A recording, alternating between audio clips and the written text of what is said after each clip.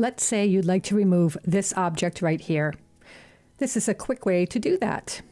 Move up to the Object Selection tool. Now draw a rectangle around the object that you wish to remove. Next, go to Select, then down to Modify, then to Expand.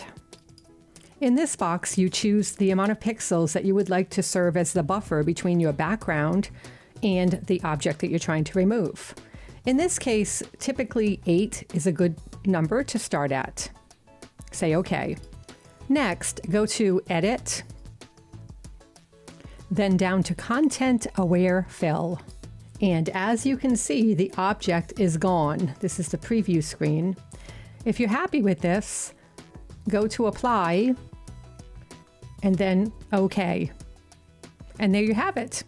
If you found this video helpful, please like it so that other people may be able to find it too.